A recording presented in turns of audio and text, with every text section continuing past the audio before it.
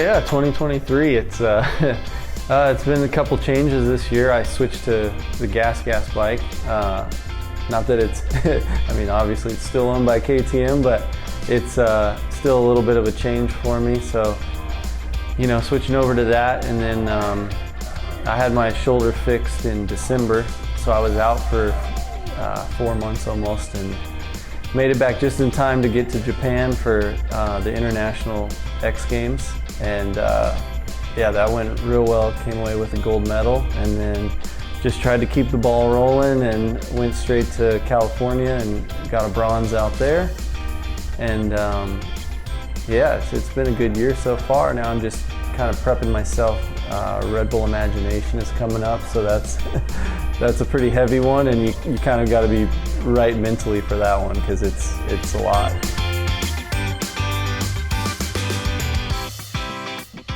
The motorcycle thing, it was kind of a weird thing. I wasn't like a super young kid into it. I didn't really start racing until I was 11 or 12, but I always had four-wheelers and different stuff, and then eventually we went and watched a couple races actually in California right before my parents moved to Florida, and I did a couple there in the beginner, and then came to Florida and was kind of on the fence, and then just decided to go racing, and that's kind of where it went.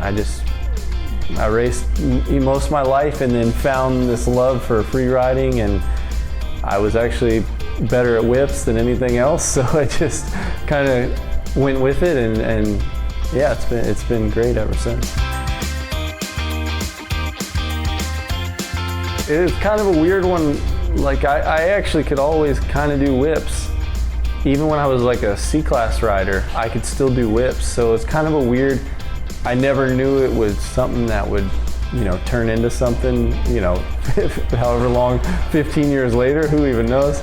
But yeah, it was just something I happened to be good at even when I was, yeah, C-class, B-class. I could always do whips for some reason. I always jumped everything normally like that the A and pro guys would. So it was kind of a natural transition that I never saw coming. Yeah, California was a good one. We had X Games out there again at Axel Hodge's house, and it's a 2-ramp setup, and then the second one you have kind of options of 3 different ramps, and yeah, I mean everything went well. It was a tough one. I mean it never gets any easier. It was, I knew it was going to be a battle, and I mean, honestly, almost anybody in it could have won, and I was just trying my best and happy to come out on the podium.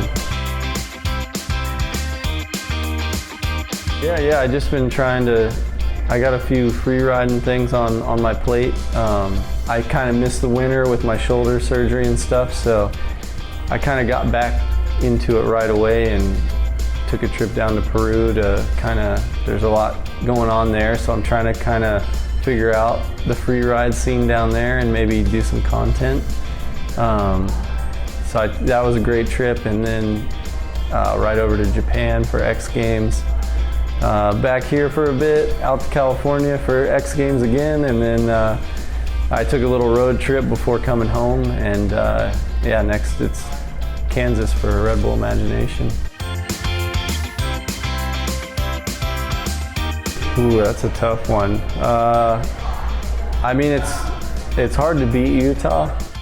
I mean, Utah is just, I mean, everywhere there is pretty much picture worthy, so I'm definitely planning to try to get out there in October and do some more stuff, and yeah, I do a lot of landscape photography. That's what I enjoy doing. So my vacations are actually to go take photos. Yeah, and now I'm trying to mix it a little more and see what I can do myself, like what kind of photos I can actually take of myself with my camera. I definitely like the carbon fiber skid plate. That's one of my favorites. And then obviously the case covers. The custom case covers, it's hard to beat those. It's pretty cool to get a case in the mail, and whatever you tell them is printed on there. Yeah, I mean, actually, yeah, I wonder, I'm trying to think when it even goes back to. I mean, I've been working with Nihilo for, I think 2015, 2016, actually. I mean, I rode a Honda for a lot of my career, and then at some point around 2015 or so, I wanted to make a change, and I ended up choosing KTM. And I was getting like a little help. KTM was trying to help me out a little bit, and you know, I already knew Nihilo obviously too. So I kind of already knew the guys a little bit, and then when I switched over, you know, and I talked to them, it was like, oh yeah, that sounds awesome, let's do this. And so as soon as I went to the KTM, I went right to Nihilo.